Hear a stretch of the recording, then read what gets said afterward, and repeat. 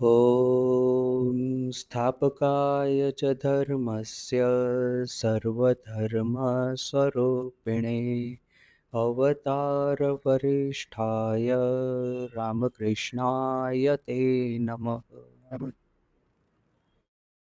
स्वामी जी का लेटर हम पढ़ रहे थे, तो देखा कि किस तरह से स्वामी जी को अभी जिसका सही सही अभी बच्चे को डिसिप्लिन ठीक ठीक कौन करता है? माँ ही करती है। क्यों? क्योंकि माँ सही सही अपने बच्चे को प्रेम करती है। जिसको आप प्रेम करेंगे, इनकी यदि कोई बैड हैबिट्स होगी वो आपकी नज़र में आएगी, तो आप उनको डिसिप्लिन करके अच्छे रास्ते पे लाने का प्रयत्न अवश्य करेंगे। अदरवाइज जो कि अपना बच्चा नहीं है, मान लीजिए हम पार्क में गए हैं, देखा कि अपना बच्चा बहुत ज़्यादा तूफान मस्ती करता है, दूसरे लोग जो वहाँ पे आए हुए हैं घूमने के लिए उनके लिए परेशानी खड़ा करता है, तो हम क्या करेंगे? इमीडिएटली उसको पकड़ करके उसको डांटेंगे या तो फिर हो सकता है, अभी तो ये पहले के ज़माने में होता था ज़्यादा, 1-2 एक दे मने मार भी देंगे उसको। किंतु यदि दूसरे का बच्चा इस तरह से गार्डन में जाएँगे या पब्लिक प्लेस में जाएँगे, उसको कोई गड़बड़ करते देखेंगे, हम उसको डिसिप्लिन करने का प्रयास नहीं करेंगे। क्यों नहीं करेंगे? क्योंकि वो अपना बच्चा नहीं है, इसके लिए उसको डिसिप्लिन करने का अधिकार अपने को नहीं है। हाँ, हम उसके बारे में कंप्लेन अवश्य करेंगे अथॉरिटीज़ को कि हाँ, ये एक लड़का है वहाँ पे, वो बाकी सबके लिए असुविधा खड़ी कर रहा है, उसके लिए आप कुछ कीजिए।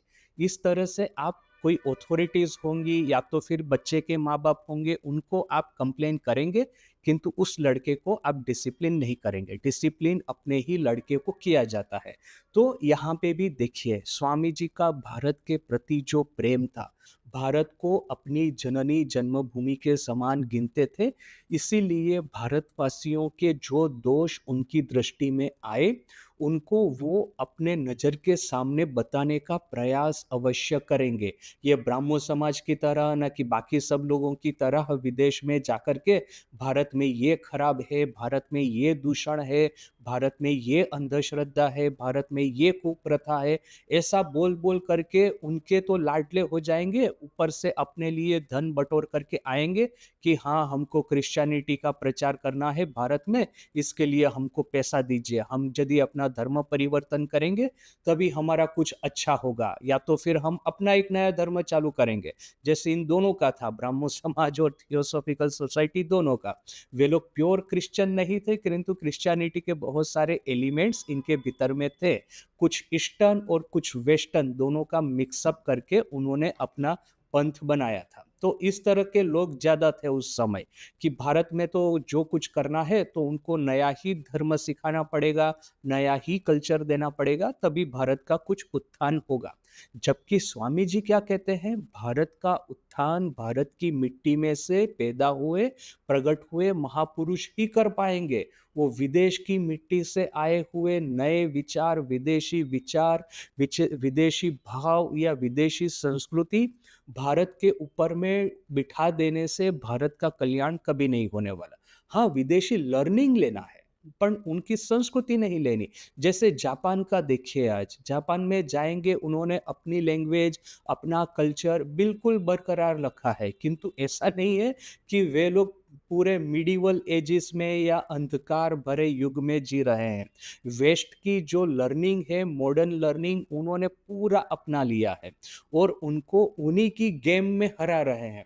तो अपनी संस्कृति चाहिए और ग्लोबल लर्निंग चाहिए। संस्कृति should be local and learning should be global. यदि ये ग्लोबल लर्निंग, लोकल कल्चर, ये दोनों का कॉम्बिनेशन होगा, तभी कोई भी सोसाइटी, कोई भी सिविलाइजेशन अपने रास्ते पे आगे बढ़ पाएँगी। हाँ, आप कहेंगे कि ऐसे बहुत सारे कंट्रीज़ थे, इतिहास यदि आप खोल के देखेंगे, आर्नोल्ड टोयनबी ने स्टडी ऑफ हिस्ट्री बोल करके एक बहुत बड़ी किताब लिखी है।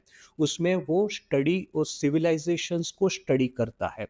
वो स्टडी करके उसने पाया कि ना कि 30-34, मैं एग्जैक्ट नंबर भूल गया, इतनी सिविलाइजेशंस ह्यूमंस हिस्ट्री में आज तक, रिकॉर्डेड हिस्ट्री में, उसके पहले की बात नहीं, रिकॉर्डेड हिस्ट्री में 30-34 के आसपास सिविलाइजेशन हो चुकी है।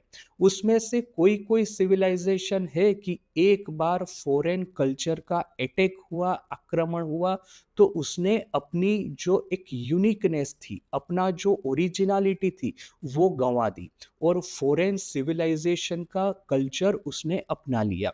जैसे कि उसका सबसे बड़ा एग्जाम्पल है इजिप्टियन सिविलाइजेशन। इजिप्ट में क्या हुआ कि वो फेरोज थे, वहाँ पे हम देखेंगे 8,000 साल पहले, न 6,000 साल पहले, 4,000 साल पहले पिरामिड बनाए थे, उनकी एक लैंग्वेज थी, उनका एक रिलीजन था, सब कुछ था। किंतु एक बार इस्लाम उन्होंने अपना लिया तो उनकी जो इंडिजिनस कल्चर और रिलीजन, उनको वो पूरे विस्मृत हो गए। यही चीज ये जिसको कि हम मेसोपोटामिया कहते हैं, जो एरिया यूफ्रेटिस और टाइग्रिस रिवर के आसपास का, ये इराक है, ईरान है, इनकी भी बहुत पुरानी कल्चर और संस्कृति थी, उनका भी धर्म था। किंतु अगेन जैसे नवा नया धर्म आया, पुराना धर्म, पुराना कल्चर, उनकी इवन की लैंग्वेज भी उन्होंने संपूर्ण रूप से वे लोग भूल गए।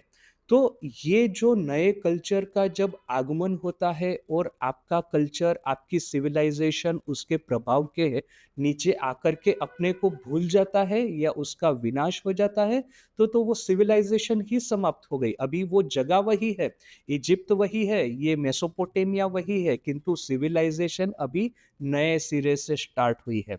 भारत में भी इस तरह से देखेंगे कि अपनी भी हजारों साल पुरानी जो आदि संस्कृति थी, कुछ कुछ ये हुआंग रिवर सिविलाइजेशन, ये सिंधु रिवर सिविलाइजेशन, मेसोपोटामिया अर्थात कि यूफ्रेटिस टाइग्रिस सिविलाइजेशन, और ये नाइल रिवर वैली सिविलाइजेशन, ये चार पुरानी आदि संस्कृतियां थी। तो इन चारों में से देखिए कि आज सिर्फ भारत ने ही अपनी लाक्षणिकता, अपनी कैरेक्टरिस्टिक बजाय रखी है। ये जो यूफ्रेटिस टाइग्रिस और नाइल वैली सिविलाइजेशन, इन दोनों पे अभी इस्लाम का प्रभाव है। और ये हुआंगहो रिवर वैली सिविलाइजेशन थी, वहाँ पे बुद्धिज्म और कम्युनिज्म आ गया है। मानी उसकी जो, अच्छा ये ओरिजिनल, ये ईस्टर्न सिविलाइजेशन के बारे में कहेंगे तो उन्होंने अपना संपूर्ण रूप से वो अपना कल्चर वो ये नहीं कर दिया है, उन्होंने त्यज नहीं दिया है, त्याग नहीं दिया है। किंतु वो ज़्यादातर जो अभी उनका मेजर रिलीजन तो बुद्धिज्म ही है, उनका जो थिंकिंग और आइडियोलॉजी तो यहाँ का ही है, कम्युनिस्ट का, ये मॉडर्न कल्चर का। तो इसलिए अभी देखिए कि सिर्फ ये सिंधु रिवर वैली सिविलाइजेशन, ये गंजेटिक वैली सिविलाइजेशन ही एक हमारी ऐसी है कि स्वामी जी ने कहा कि मनु भी, यदि भगवान मनु भी आज भारत में वापस आ जाएंगे तो उनको वही भारत देखने को मिलेगा। इस अर्थ में नहीं कि हम लोग अभी भी संस्कृत में बातें करते हैं, इस अर्थ में नहीं कि हमारे यहाँ पे अभी भी 4 वर्ण व्यवस्था या तो आश्रम व्यवस्था है। इस अर्थ में कि हिंदुओं के जो आध्यात्मिक जर्नी, वही सर्वे सर्वा थी कि ईश्वर दर्शन ही जीवन का उद्देश्य है। ये एम जो था हमारा वैदिक एज में, वही टारगेट, वही जीवन का सर्वोच्च उद्देश्य आज भी है। आज आप देखेंगे कि बड़े बड़े धनपति बड़ा बड़ा उत्सव करते हैं, तो वहाँ पे भी उनका कोई ना कोई रिलीजियस एलिमेंट होगा ही होगा। और ये रिलीजियस एलिमेंट अपना वही हजारों साल पुरानी संस्कृति से ही लिया होगा, आज की मॉडर्न कोई कल्चर में से नहीं लिया होगा। तो ये जो है कि अपना वही ट्रेडिशनल कल्चर एंड रिलीजन जो कि हजारों साल पहले था, वो आज भी चला आ रहा है। तो दिस इज वन डिस्टिंक्शन कि ये बाकी जो 4 सिविलाइजेशन थी, आदि सिविलाइजेशन यदि हम उनको कहेंगे ओरिजिनल सिविलाइजेशन, तो हमारे में और उन तीनों में ये एक डिफरेंस है। किंतु देखिए कि हम लोग, अभी देखिए कि यदि ये वेस्टर्न क्रिश्चियन सिविलाइजेशन को भी लेंगे, तो उनका भी एक समय ऐसा आया था कि सूर्यास्त होने की प्राय परिस्थिति आ गई थी। जब ये क्रिश्चियनिटी का उदय हुआ, जब ये रोमन एम्पायर का ऑलमोस्ट डिसइंटीग्रेशन होकर के होली रोमन एम्पायर का एस्टेब्लिशमेंट हुआ, उसके बाद से एक डार्क एजेस यूरोप में स्टार्ट हुआ। और डार्क एजेस अर्थात कि ये थियोलॉजियंस जो है कि हाँ, हमारे धर्मशास्त्र में यही लिखा है और इसी तरह से आपको बिहेव करना है, इससे आगे पीछे और कुछ नहीं। ये जो थियोलॉजियन, उन्होंने ये ठीक किया कि किसी भी तरह का नया लर्निंग, किसी भी तरह का नया टेक्नोलॉजी, किसी भी तरह का नया thinking, it is anathema, it is blasphemy, it is against our religion. तो ये धीरे-धीरे करके ये लर्निंग का ह्रास हुआ। लर्निंग धीरे-धीरे करके वहाँ की सोसाइटी से जाने लगा। तब ये जो अरब सिविलाइज़ेशन थी, ख़ास करके ये बगदाद में, ये बगदाद की जो सिविलाइज़ेशन थी, वहाँ पे एक एक इस तरह से एक लर्निंग का प्रारंभ हुआ कि ये ग्रीक, ये रोमन, ये इजिप्ट, ये भारत, ये चाइना, चारों ओर से, चारों दिशाओं से जितना भी एंशिएंट लर्निंग, एंशिएंट विज़डम था, ये अरेबिक सिविलाइज़ेशन अपने में कलेक्ट करने लगी। ये जो पूरा डार्क एजेस था, उन्होंने ही ये इस लर्निंग को मेंटेन करके रखा। और इसके बाद में यूरोप में स्टार्ट हुआ रेनेसां, रीकिंडलिंग, रीबर्थ ऑफ लर्निंग। तो जब ये यूरोप में रेनेसां स्टार्ट हुआ, तो वहाँ पे ये लर्निंग कहाँ से गया? वो ग्रीक या तो फिर रोम से नहीं गया, क्योंकि ग्रीस और रोम या तो फिर अलेक्जेंड्रिया जो कि इजिप्ट में था, या तो दमास्कस, ये जो पूरा वो जो रीम ऑफ द मेडिटेरेनियन ओशन जो है, मेडिटेरेनियन ओशन का जो पूरा ये किनारा है, वहाँ पे जितनी भी बड़े-बड़े सिटीज़ थे, प्राय सभी का खात्मा हो चुका था। वहाँ पे जो बड़ी-बड़ी लाइब्रेरीज़ थी, जैसे कि अलेक्जेंड्रिया की लाइब्रेरी के बारे में हम कितना सब कुछ सोचते सुनते हैं। माने one of the largest library in the world, ऐसा कोई ग्रंथ नहीं होगा जहाँ पे नहीं होगा, वगैरह-वगैरह। तो वही अलेक्जेंड्रिया की लाइब्रेरी पूरी जला करके भस्म हो गई थी। तो ये जो लर्निंग कहाँ पे प्रिज़र्व हुआ था, तो ये अरेबियन सिविलाइज़ेशन ने उसको प्रिज़र्व किया था। और जैसे ही ये इटली में रेनेसांस स्टार्ट हुआ, तो ये अरेबिक लर्निंग फिर से यूरोप में आया। तो this is a torch of learning कि एक सिविलाइज़ेशन दूसरी सिविलाइज़ेशन को पास करती है। अभी आज देखिए कि परिस्थिति बिल्कुल रिवर्स हो गई है। ये बाद में अरेबिक सिविलाइज़ेशन का जो डिसइंटीग्रेशन स्टार्ट हुआ, और ये जो यूरोप ने जो अपनी जो फ्लेम, अपनी मशाल, अपनी टॉर्च जो प्रकट की, वो आज मतलब इतनी प्रचंड तेज से वो जल रही है कि पूरे विश्व को वो उजाला दे रही है। यहाँ तक कि स्वामी जी को भी अमेरिका जाना पड़ा, उनको सुनना पड़ा ये बात कि स्वामी जी, आपकी जो टैलेंट है उसका ठीक-ठीक एप्रिसिएशन विदेश में ही होगा, भारत में नहीं होगा। यदि आप वहाँ पे सक्सेसफुल होंगे तो भारतवासी जान जाएँगे कि हाँ, आप ये कोई मतलब ये जो सेठ लोगों ने यदि वो एक वो कहानी है ना, मैं बार-बार कहता हूँ कि वहाँ पे गाँव में वो गरीब लोग, किसान लोग खाने को बैठे, उनको अचार ना कि ऐसा कुछ दिया गया, तो बोले कि अरे ये क्या है, हमने तो पहले कभी खाया नहीं। तो जो परोस रहा था उसने कहा कि आपके आगे जो सेठ लोगों ने बैठ के खाया, उन्होंने इसको खाया है। तो वो किसान लोग बोले अच्छा, अच्छा, ओह अच्छा, तो सेठ लोगों ने यदि खाया होगा तो ये अच्छा ही होगा, दे दो हमको। तो वैसे ही अमेरिका ने यदि प्रशंसा की होगी तो वो अच्छा ही होगा। यहाँ तक कि गांधी जी ये ब्रिटेन में गए, वो इनर टेम्पल बोल कर के जगह है, वो एकेडमी है, वहाँ पे वो लॉ सीखे, उसके बाद में साउथ अफ्रीका गए। ये जो विदेश का पूरा एक्सपीरियंस उनको मिला, ये विदेशी लर्निंग लेके भारत में आए, तब कहीं जाकर के भारत की स्वतंत्रता संग्राम के सूत्रधार हो पाए थे। ये फर्स्ट रोड के प्रथम पंक्ति के जितने भी फ्रीडम फाइटर्स थे, देखिए कि सभी लोग एक वन पॉइंट और अनदर ये यूरोप में जाकर के शिक्षा लेके आए थे। तब कहीं जाकर के वो हमको ये एक लीडरशिप दे पाए। तो that is true of our initial, ये जो किक स्टार्टिंग हुआ अपनी सिविलाइज़ेशन का, ये जो मशाल हमने ये अरेबियन सिविलाइज़ेशन को दी, अरेबियन सिविलाइज़ेशन ने लर्निंग और विज़डम की ये टॉर्च ये यूरोपियन सिविलाइज़ेशन को पास की, और फिर वही यूरोपियन सिविलाइजेशन से ये natural learning, not spiritual learning, spiritual learning की बात ही अलग है, किंतु ये नेचर, ये साइंस की जो विस्डम की ये जो टॉर्च है, वो हमको यूरोप से वापस मिली, तब कहीं जाकर के भारत में फिर से ये नया सूर्योदय हुआ। किंतु भारत में और बाकी सब जगह पे ये जो डिफरेंस है, मैं ऐसा नहीं कहूँगा कि भारत में ही ये यूनिकनेस है। हमने तो देखा कि जापान में भी देखिए कि उन्होंने क्या किया, जब यूरोप में ये लर्निंग स्टार्ट हुआ और यूरोप से सीखने की बारी आई, तो उन्होंने ऐसा नहीं कहा कि इजिप्ट की तरह, ना कि मेसोपोटामिया की तरह हम ऐसा करें कि अपना धर्म, संस्कृति सब कुछ छोड़ दें, पूरे पूरा 100% उनको अपना ले। आज मॉडर्न एज में ऐसा नहीं हुआ, जो कि इतिहास में एक बार जो हो गया। खास करके ये आप देखिए कि यूरोपियन लोग, ये जो American, north America, south America और अफ्रीका और ये ऑस्ट्रेलिया, 4 जगह पे जो गए हैं, उन्होंने वहाँ की स्थानिक संस्कृति का संपूर्ण रूप से सर्वनाश कर दिया है।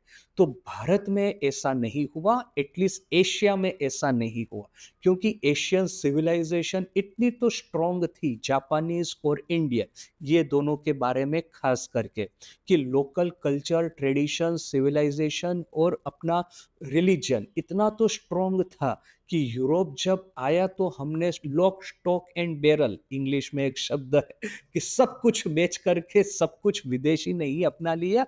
इतना तो एक विवेक रखा कि नहीं, विदेश में से लेने को बहुत है, किंतु विदेश में गड़बड़ भी बहुत सारी है, और अपना गड़बड़ बहुत कुछ है, किंतु सब कुछ प्रॉब्लमेटिक नहीं है, सब कुछ गलत नहीं है। There are nuggets of truth if you just remove the ashes from these cinders. यदि अग्नि जलाते हैं तो एक समय ऐसा आएगा कि जलते जलते लकड़ी राख में बदल जाएगी। अभी राख की वजह से ये अग्नि क्या है, धीरे धीरे करके बुझ जाएगी। तो आपको लगेगा कि अग्नि समाप्त हो गया है, अग्नि पूरा बुझ गया है, ऐसा नहीं। आप जैसे हवा डाल करके, हवा की मदद से राख को हटाएंगे, देखेंगे कि भीतर में वो जो कोयले की तरह वो अभी भी किंडलिंग हो रहा है, स्पार्क्स तो हो रहे हैं। उसके ऊपर में और थोड़ा सा ईंधन डाल लेने से फिर से अग्नि प्रकट जाएगा। ये जो हम अपने मंदिर में होम वगैरह करते हैं, तो ये देखने को मिलता है हमको। तो ये कि हमने ये गलती, दो तरह की सिविलाइजेशन, जैसे कि मैं बता रहा था शुरू से, कि एक तरह की सिविलाइजेशन कि जिसका एक एक्सपायर डेट आ गया, और उसके बाद में जब नया ग्रहण करने की, नया लर्निंग, नया विस्डम ग्रहण करने की बात आई, तो उन्होंने अपना इंडिजेनियस सब कुछ भूल गए और नए कल्चर को संपूर्ण अपना लिए।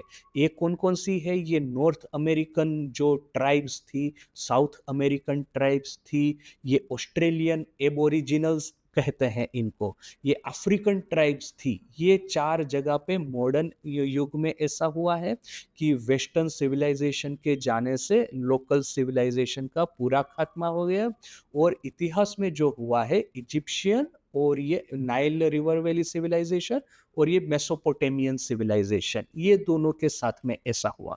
किंतु there is another category of civilization की आदि काल से, हमेशा से चली आ रही है, बार बार उसका, उसके साथ में उसके ऊपर आक्रमण हुए हैं, उसका पतन भी हुआ है, उसके भीतर में करप्शन भी प्रवेश किया है, अंधश्रद्धाएं भी उसके भीतर में आई है।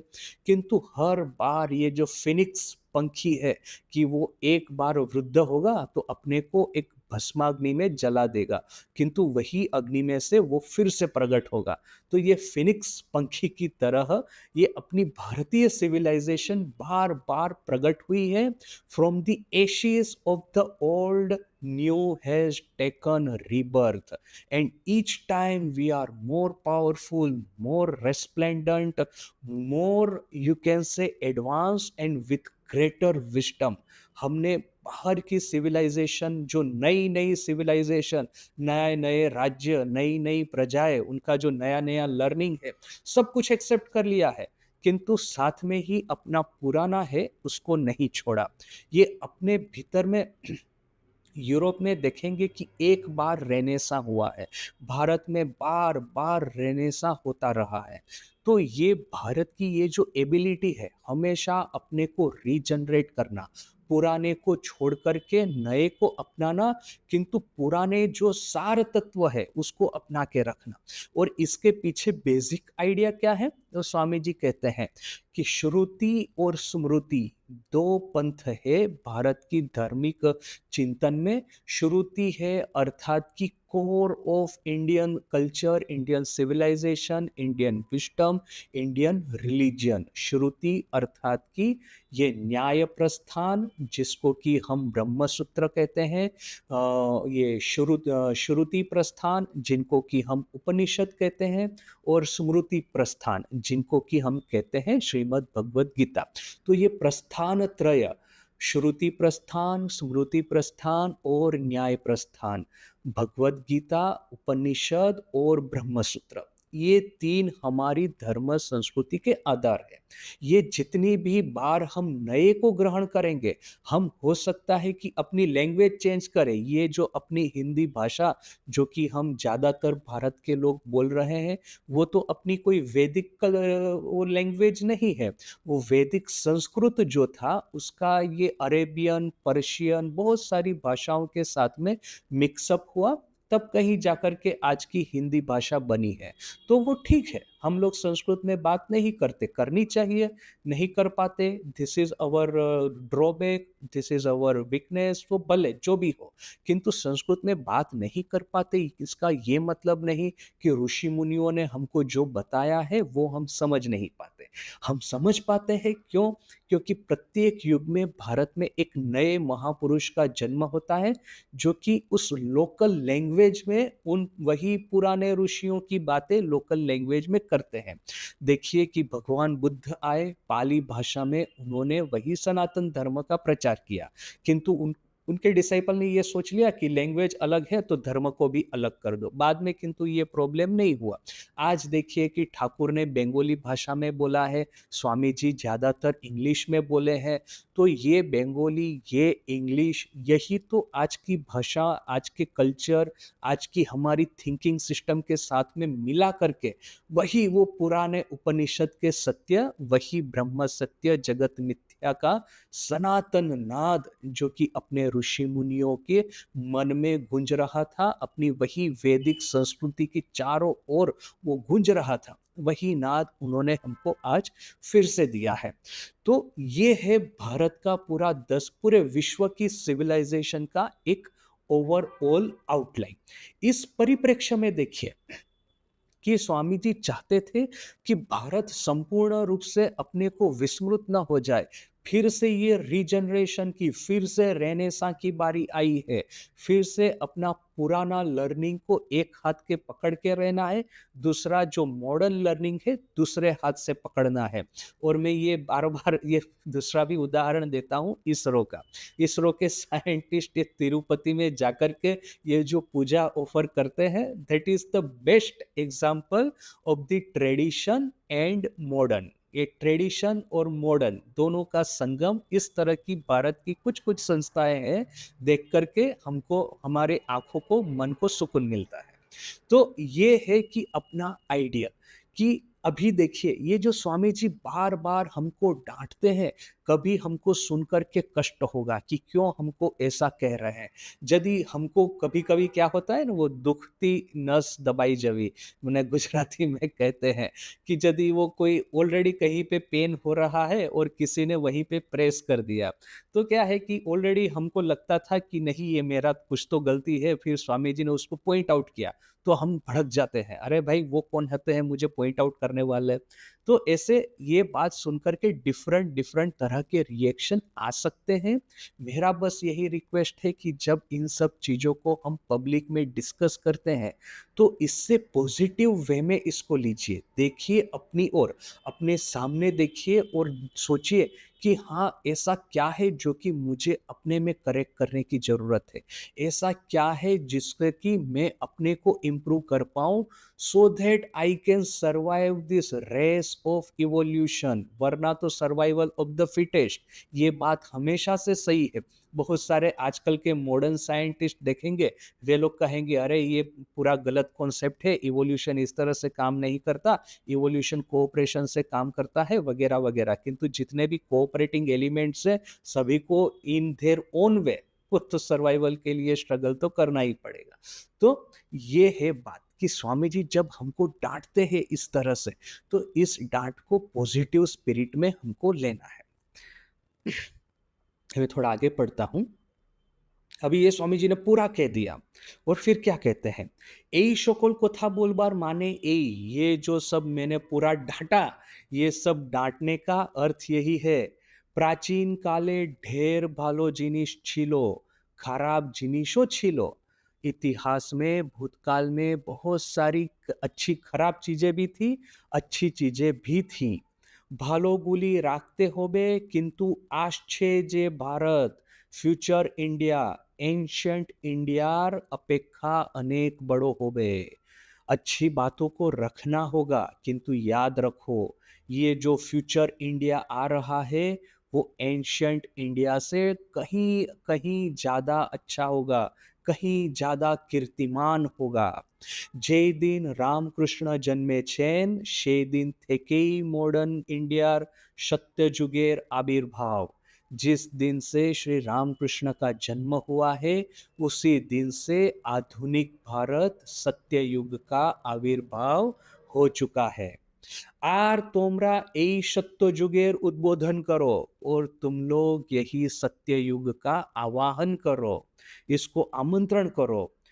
ये विश्वासे कार्य क्षेत्रे अवतीर्ण हो। शंख बजा करके ये जो नया, यहाँ पे जब ये शंख की आवाज़ ना सुन करके मुझे अभी भी याद है, बेलूर मठ में ज्वाइन किया था मैं पीपीटीसी में, जो कि नए आए हुए लड़कों के लिए वहाँ का ट्रेनिंग सेंटर है। तो पहली पहली बार वैसे तो क्या होता है कि प्रतिदिन पूजा के समय शंख तो बजता है, किंतु हमारा जो ट्रेनिंग सेंटर था वो मंदिर से बहुत दूर था। तो मंदिर में सुबह में पूजा भी होगी, तो शंख ऐसा कोई खास हमको सुनाई, मुझे तो नहीं याद आ रहा है कि मैंने शंख सुना था। किंतु जब दुर्गा पूजा आई तो हमको सबको पूरे दिन पर वहाँ पूजा मंडप में रहना था, और जो विभिन्न विभिन्न पूजाओं के समय जो शंखनाद सुनता था, वो पहली बार मुझे ऐसा लगता है, मुझे याद नहीं आ रहा है कि घर पे रह के कभी मैं शंखनाद सुना होऊंगा। ये टीवी वगैरह में शायद सुन लिया होगा, किंतु ये सही सही लाइव शंखनाद मुझे याद नहीं आ रहा है कि मैंने और कहीं सुना होगा। वही गंगा के किनारे बेलूर मठ में बैठ करके पहला शंखनाद सुना था। तो ऐसा एकदम हम एक रोमांच हो गया था पूरे शरीर में, अरे बाप रे! मुझे ये तो अपनी सनातन ध्वनि है ना, वो महाभारत के युद्ध का वो दृश्य देखेंगे कि भगवान कृष्ण सारथी है और यहाँ पे अर्जुन शंख बजा रहा है, शंखनाद कर रहा है। माने युद्ध के मैदान में प्रवेश करने से पहले ये युद्ध का मैदान एक एलेगोरी है हमारे भीतर के जो शत्रुओं का वध करने के लिए। ये साधन यज्ञ, साधन समर, साधन संग्राम, उसका जब हम शुभारंभ कर रहे हैं, तब हम शंखनाद बजता है, तब हम बजाते हैं, सुनते हैं। तो यही शंखनाद से इस सूर्योदय को, सत्ययुग को, नए भारत का आवाहन करो, उसको बधाओ, इसको हम आमंत्रण दो। তাইতেই যখন তোমরা বলো রামকৃষ্ণ অবতার, আবার তারপরেই বলো আমরা কিছু জানি না, তখনই বলি मिथ्या, चोर, झूठ, बिल्कुल। जब एक और तुम लोग बोल रहे हो कि श्री रामकृष्ण अवतार है, और दूसरी ओर तुम लोग कह रहे हो कि मुझे तो कुछ आता नहीं, मैं तो कुछ नहीं, आई एम नो बड़ी, तभी मैं कहूंगा कि तुम लोग झूठ बोल रहे हो, तुम लोग मक्कार हो, चोर हो, बिल्कुल झूठे हो। क्यों?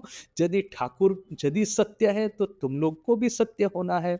यदि যদি রামকৃষ্ণ পরমহংস সত্য হন, তোমরাও সত্য।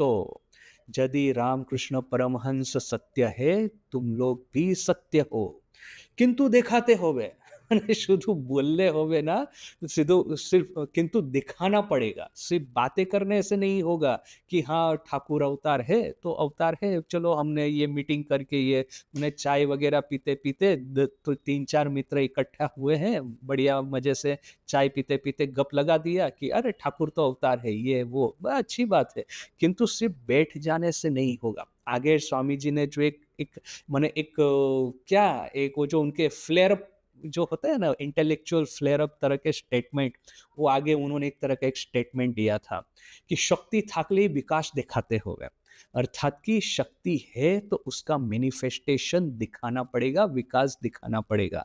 तो वैसे ही ये एक दूसरा माने ये स्टेटमेंट कि किंतु दिखाते होवे। रामकृष्ण अवतार है तो सिर्फ बैठ कर के बोलने से नहीं चलेगा, दिखाना पड़ेगा। कैसे दिखाना पड़ेगा? अपने जीवन को ट्रांसफ़ॉर्म करके, अपने जीवन की गति श्री रामकृष्ण देव के उपदेश के अनुसार धावित करके, उस डायरेक्शन में ले जा करके। और रामकृष्ण अपना नया तो कुछ नहीं बोले, वही तो सनातन ऋषियों की वाणी, वही सनातन, वही अर्जुन का वो जो शंखनाद स्वामी जी ने आज फिर से हमको सुनाया है, वही सारथी फिर से आज रामकृष्ण रूप में आए हैं, हमारा जीवन रथ उसको दौड़ने के लिए, उसको राइट डायरेक्शन में सही डेस्टिनेशन पे ले जाने के लिए।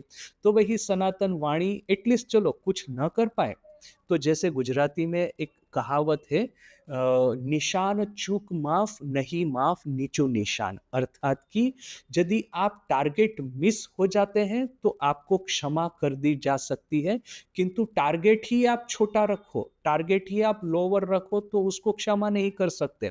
यदि जीवन का उद्देश्य ही इस तरह के रखो कि हाँ खाएंगे पिएंगे मजे से रहेंगे, तो फिर वो तो क्षमा नहीं है। टारगेट ऊंचा रखो कि हाँ मैं कोई महत् कार्य अपने जीवन में करूंगा, नहीं कर पाए या तो फिर जितना होगा उतना ही हुआ, तो वो ठाकुर की इच्छा। किंतु एटलीस्ट हमने ये तो कहा कि हमने टारगेट ऊंचा रखा है, जीवन को एक महत् डायरेक्शन देने का प्रयास किया है, जीवन में एक आदर्श रख के चलने का प्रयास किया है। आदर्श विहीन जीवन आपको बाहर से कितना ही सक्सेसफुल लगे, किंतु हमेशा याद रखिएगा कि इस जीवन में कभी भी सेटिस्फेक्शन नहीं होता। वो आप छोटे हैं, बचपन में देखेंगे कि आपका मित्र, वो मित्र के घर गए तो उसके पास में बहुत सारे खिलौने हैं। तो वो खिलौने देख कर के हमको भी थोड़ा-सा ईर्ष्या होती है कि अरे! मेरे पास इतने खिलौने, इतने सुंदर सब चीज़ें होती, मटेरियल सब वो चीज़ें तो कितना अच्छा होता। ये सोच कर के हम घर पे आके माँ के पास में, पिताजी के पास में रोते हैं कि मुझे भी वो महँगा वाला खिलौना दे दो। अभी अपने पिताजी, माताजी की वो परिस्थिति नहीं है कि इतना अच्छा खिलौना दे दे। किंतु देखिए कि वो हमको माँ और पिता का प्रेम इस बात पे नहीं है कि वो हमको कितना महँगा खिलौना देते हैं। वो हमको जो प्रेम करते हैं, दैट लव इज़ अनकंडीशनल। वो लव तो हमेशा, प्रेम तो माँ और पिता का हमेशा रहेगा। और यही हमारे जीवन में अल्टीमेटली आप जब 40 साल, 50 साल, 60 साल के होंगे और फिर जब जीवन में पीछे देखेंगे, आपको ये याद नहीं आएगा कि पिताजी ने आपको कितने महँगे खिलौने ला दिए थे या तो नहीं ला दिए थे। माँ और पिताजी आपको कितना प्रेम करते थे, स्नेह करते थे, वही बात आपको जीवन के उस स्टेज पे जाके याद रहेगी और कुछ याद नहीं रहेगा। तो वैसे ही তোমাদের সকলের ভেতর মহাশক্তি আছে, नास्तिकेर भीतर घोड़ार डिम আছে। तुम सब लोगों के भीतर में महाशक्ति है और नास्तिक लोगों के भीतर में घोड़े का अंडा है। माने ये बंगाली एक कहावत है।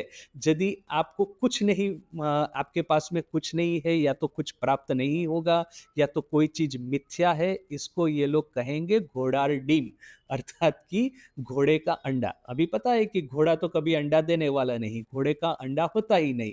यानी कि ये जो बात है इसका कोई अर्थ नहीं, तात्पर्य नहीं, मिथ्या है।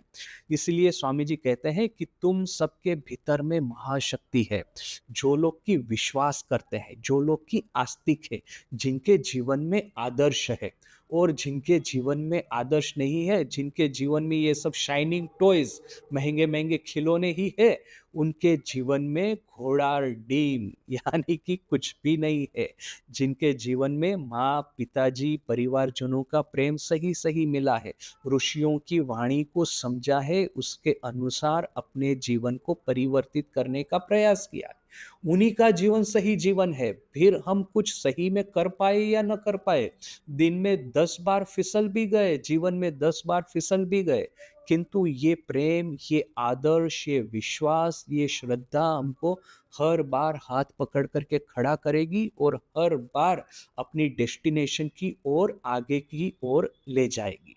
और जो विश्वास नहीं करते, जिनको कि इस तरह से प्रेम पे विश्वास नहीं, आदर्श पे विश्वास नहीं, जो लोग सोचते हैं कि ये मटेरियल जो चीज़ है, ये धन, संपत्ति, वैभव, मान, प्रतिष्ठा, यही सब मेरे जीवन में है, इसी के पीछे में मैं दौड़ूँगा, तो फिर इसके जीवन में घोड़ा डिम अर्थात कि घोड़े के अंडे के समान कुछ भी रहने वाला नहीं है।